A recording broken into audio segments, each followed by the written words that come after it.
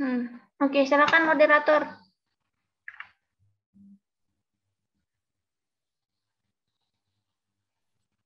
Assalamualaikum warahmatullahi wabarakatuh. Di sini kami dari kelompok 4 beranggotakan Rival, Aska Anissa Salsabina, Syafa Ashifa, M. Sahrul, saya sendiri Amara Rati selaku moderator, Firda Diala, dan yang terakhir ada Salsabila Nagifa.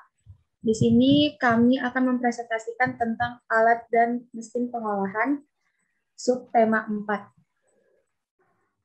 Mungkin share screen bisa dilanjut. Untuk pembahasan yang pertama akan dijelaskan oleh Aska Salsabina. Dipersilahkan. Baik, terima kasih moderator atas kesempatannya. Pada hari ini kita akan membahas tentang kemasan dan bahan kemasan. Mungkin bisa dibilang kemasan itu adalah proses terakhir sebelum produk itu di-share atau didistribusikan ke konsumen.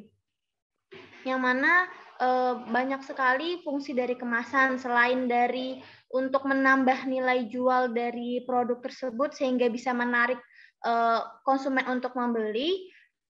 Kemasan juga berfungsi untuk melindungi dari isi produk yang akan di-share gitu.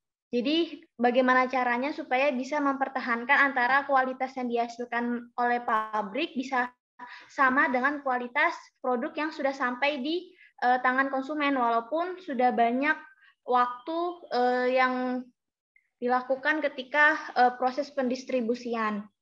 Kemudian juga dengan kemasan ini bisa memperpanjang umur simpan dari produk tersebut sehingga bisa lebih lama.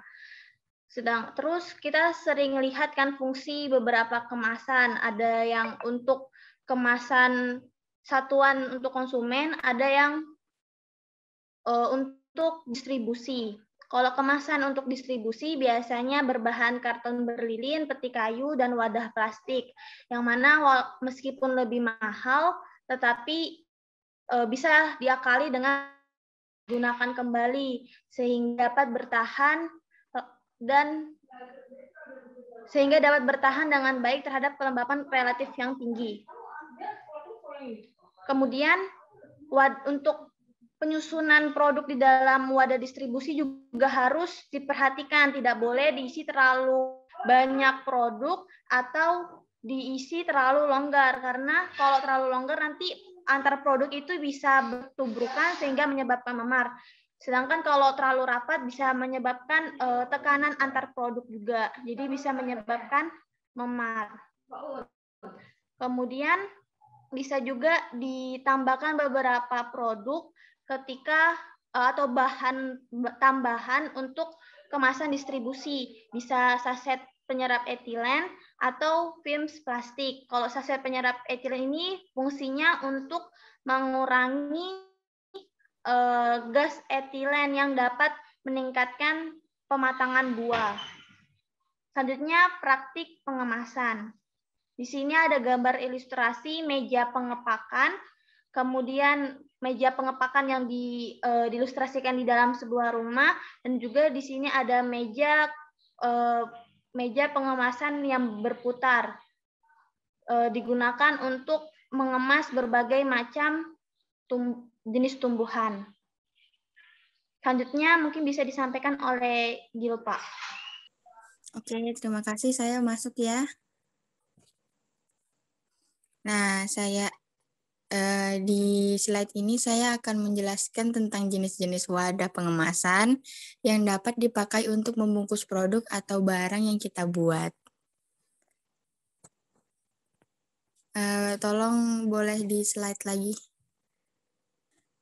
Yang slide karung nggak ada kah?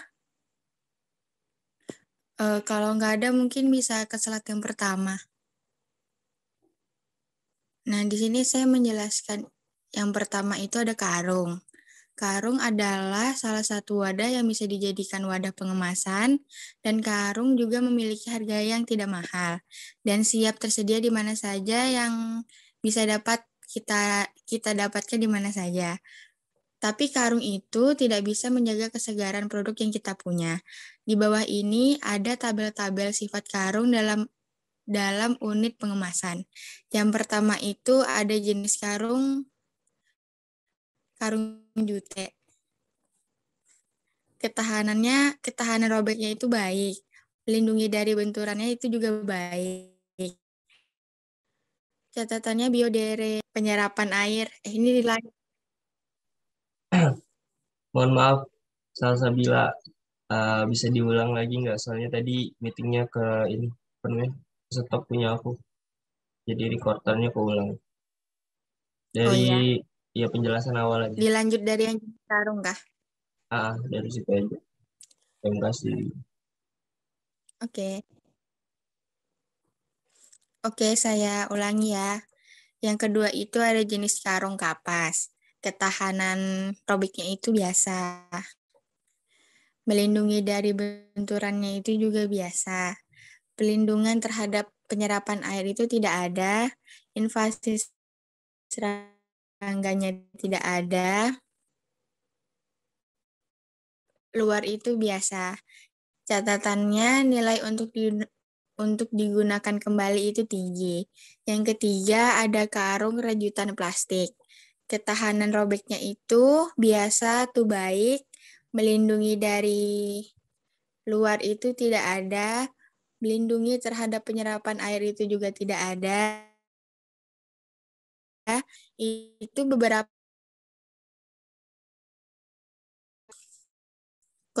kontaminasinya dari luar itu jelek. Jelek tuh biasa. Catatannya tidak baik karena dipengaruhi dari sinar UV dan sulit untuk direkatkan.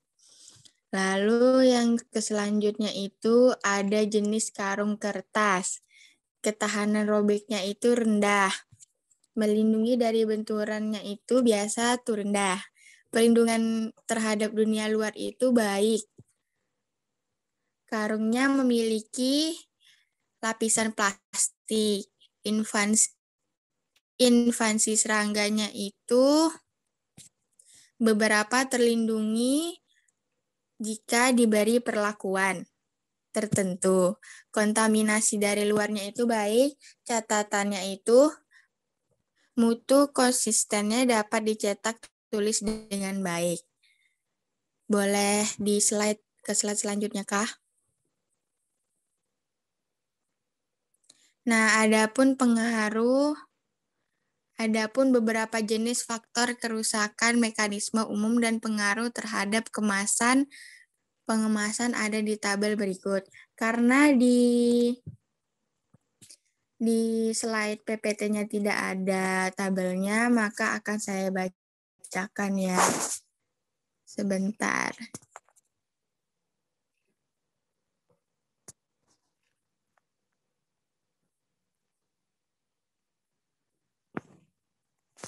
Saya cari filenya dulu.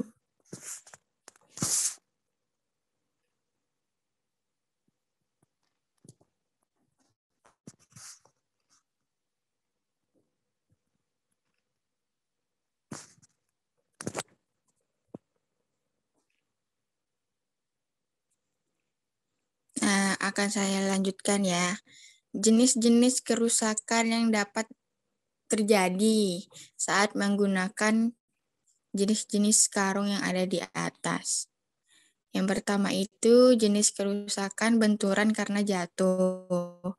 Untuk jenis karung rajutan dan kertas akan mengakibatkan pecahnya sambungan, menyebabkan bocor atau tumpahnya bahan atau produk yang kita punya. Lalu kerusakan tekanan yang menumpuk tinggi. Untuk botol plastik itu akibatnya distorsi koplas, terkadang pecah, menyebabkan kehilangan barang atau produk yang kita punya. Untuk untuk mengurangi kekurangan itu kita dapat merancangkan atau membuat wadah itu menjadi tebal dindingnya. Lalu ada vibrasi. Untuk kemasan ini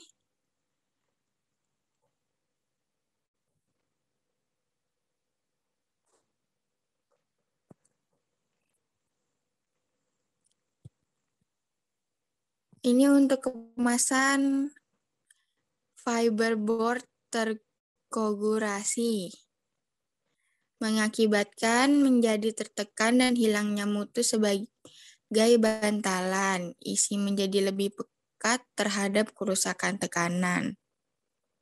Faktor-faktor penting. Faktor-faktor penting itu ada kekuatan tekanan box. Saya lanjutkan ya ke jenis-jenis wadah kemasan lainnya. Itu ada kardus karton kertas atau fiberboard yang umumnya digunakan. Oh, mohon maaf, boleh Kak, slide-nya digeser. Oke, saya lanjutin ya. Ukurannya bisa disesuaikan kebutuhan. Kemasan ini pun memiliki ventilasi yang bagus. Kardus karton bisa dilekatkan memakai isolasi. Adapun jenis-jenis kardus karton itu ada seperti di gambar yang pertama ini, itu adalah 1 lembar box namanya. Lalu yang di gambar 1 lembar box ini namanya, mohon maaf terjeda kawan-kawan, akan saya lanjutkan. Saya lanjutkan ke gambar yang ada di samping 1 lembar box itu. Box itu namanya selembar box dengan tutup. Jadi dia itu ada 2 komponen. Yang pertama itu boxnya dan yang kedua komponen untuk penutup boxnya. Lalu ada gambar di bawah gambar 1 lembar box itu namanya Bliss Style Box. Lalu ada full telescoping box. Oke, tolong di slide-kan lagi.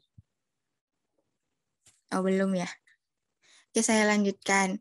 Lalu ada yang namanya itu 1 lembar takin cover box.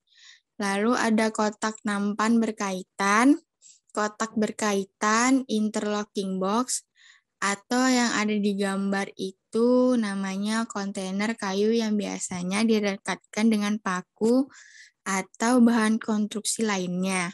Biasanya digunakan untuk produk pangan. Adapun di bawah ini adalah contoh bagian jenis-jenis kayu krat. Gambarnya itu ada di sebelah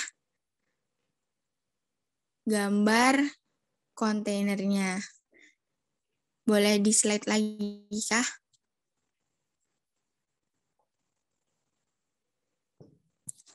Kayu kuat persegi 4 adalah bahan kemasan yang biasanya digunakan untuk anggur meja. Kemasan ini sangat kuat dan menjaga kekuatan tumpukan dalam jangka waktu lama dengan kelembapan nisbi tinggi. Kontainer plastik kaku juga digunakan secara luas. Untuk pasar domestik, plastik krat menyediakan perlindungan yang baik untuk produk dan ventilasi yang memadai selama penanganan, pendinginan, pemindahan, dan penyimpanan. Sekian yang bisa saya sampaikan, saya kembalikan ke moderator. Baik, terima kasih Bapak atas penyampaiannya. Kemudian untuk subtema yang kedua bisa disampaikan oleh Syifa. Baik, terima kasih moderator atas kesempatannya. Di sini saya akan menyampaikan materi dari memilih kemasan. Memilih wadah seringkali bisa menjadi keputusan yang rumit. Akan selalu ada pengorbanan untuk dipertimbangkan sehubungan dengan harga, daya tahan, dan dapat digunakan kembali dan perlindungan. Dan terdapat juga dalam memilih kemasan terdapat daftar-daftar untuk memeriksa faktor yang perlu dipertimbangkan ketika memilih wadah dari 2 atau lebih jenis paket. Daftar-daftar tersebut disajikan dalam bentuk tabel. Untuk rincian yang terdapat di dalam tabel, yaitu ada penjelasan dari paket yang dipilih, selanjutnya isi paket nama yang memiliki karakteristik yang paling positif. Untuk nilai paket yang paling positif itu akan menjadi pilihan terbaik untuk pasar yang dituju.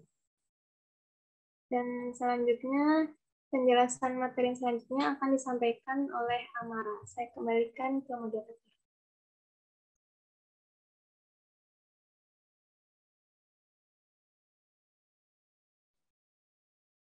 Baik, terima kasih. Untuk slide selanjutnya akan saya jelaskan.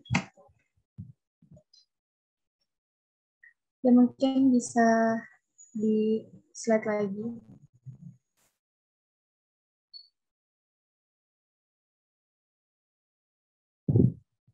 Jadi di subbab keempat ini ada praktek pengemasan. Penambahan lembaran karton serat sebagai pemisah dalam kotak karton kemasan akan menambah kekuatan tumpukan. Bisa dilihat pada gambar. Penggunaan pemisah atau penyekat dengan hasil panen dengan unit berat tinggi seperti melon. Penyekat ini juga mencegah melon dari gesekan satu dengan yang lain saat penanganan dan transportasi. Karton serat dilipat menjadi segitiga dan ditempatkan di 4 sudut yang dapat berguna ketika karton memerlukan kekuatan. Kemudian ada penguat sudut segitiga. Penguat sudut sederhana dapat dibuat dari balok kayu ataupun karton lipat. Karton serat dipakai untuk menyusun sudut karton, dapat dilipat ke dalam untuk memperkuat sudut dan meningkatkan kekuatan tumpukan. Bila kemasan lokal mempunyai sisi tajam atau permukaan dalam kasar, lapisan dalam yang sederhana dan tidak mahal dibuat dari lembaran karton serat, dapat digunakan untuk melindungi produk dari kerusakan saat penanganan. Kemudian ada lembar karton untuk kotak dari kayu reng palma. Jika kantong besar, bisa dilihat dari gambar untuk lembar karton kotak dari kayu tersebut ya. Kemudian jika kantong besar atau keranjang harus digunakan untuk kemasan curah buah atau sayur. Kegunaan ventilasi sederhana dapat membantu mengurangi menumpuknya panas ketika produk berespirasi. Untuk kantong besar bisa dilihat di gambar juga. Kemudian ada tabung anyaman bambu. Di sini kantong anyaman bambu ini memungkinkan udara masuk ke tengah karung atau basket saat penanganan. Jadi khusus untuk kayak buah ataupun sayur bisa mengurangi respirasi begitu. Tidak cepat busuk kalau di dalam tempat yang hampa udara.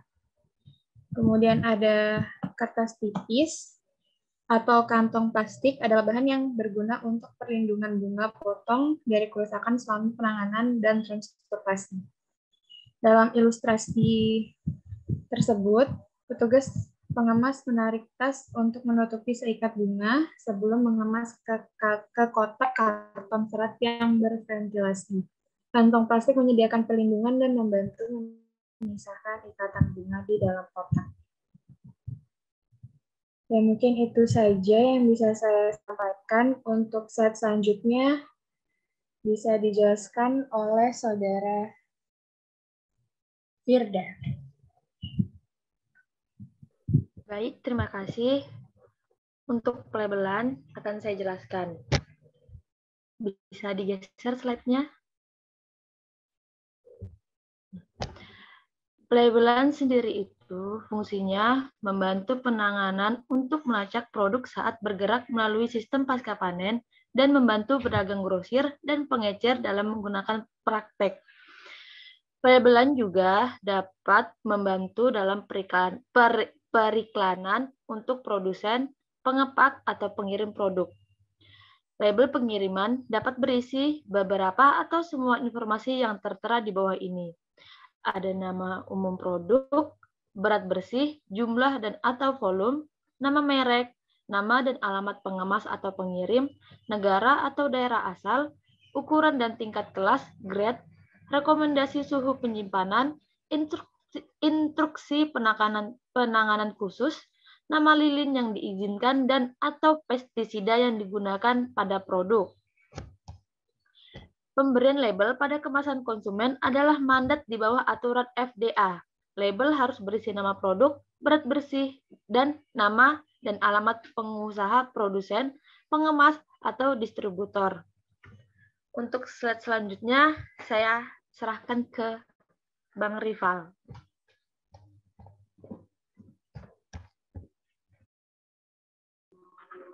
Baik, di sini saya akan menjelaskan standarisasi keamanan. Slide selanjutnya.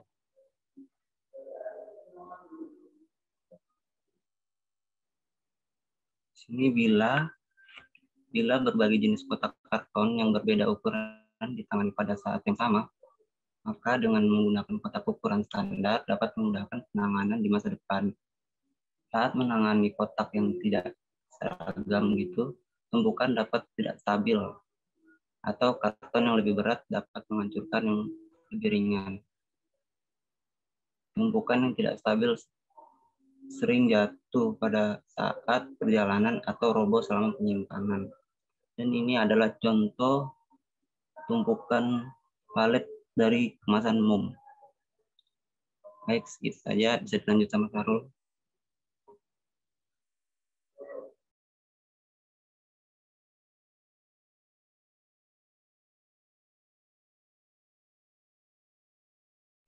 Mohon maaf, Saudara Sarul, mic-nya masih unmute. Ya, mohon maaf sebelumnya. Oke, selanjutnya pengemasan dengan atmosfer termodifikasi. Oke, boleh dilanjut.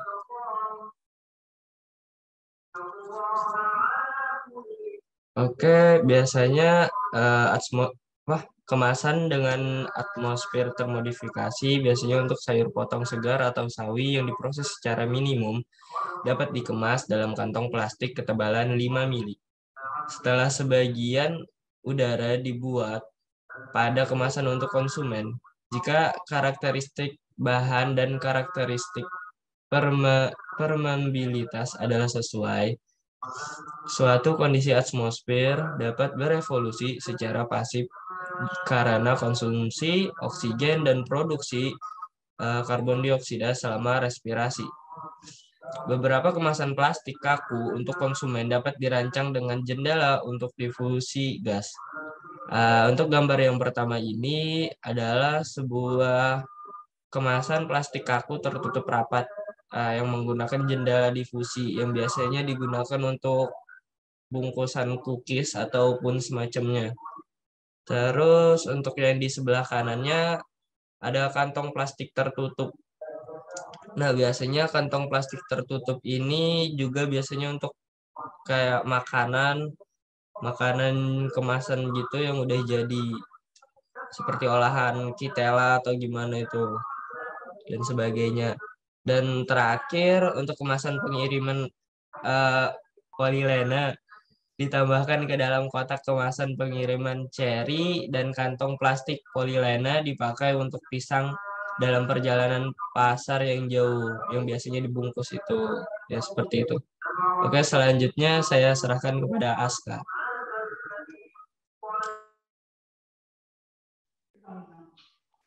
Baik, selanjutnya adalah unit muatan. Seperti yang saya sampaikan di awal tadi, kemasan itu ada untuk kemasan distribusi. Jadi tujuannya untuk memudahkan selama pemindahan. Selain itu juga double perlindungan untuk kemasan produk yang satu-satu untuk konsumen. Jadi bisa lebih aman lagi saat pendistribusian selama di perjalanan. Baik, mungkin itu saja yang bisa saya sampaikan. Saya kembalikan ke moderator. Baik, terima kasih untuk Aska, Dival, dan Syahrul. Berikut adalah presentasi yang sudah kami jelaskan. Mungkin kalau ada pertanyaan bisa ditampung dulu. Untuk presentasi dari kelompok 4 kami akhiri. Assalamualaikum warahmatullahi wabarakatuh.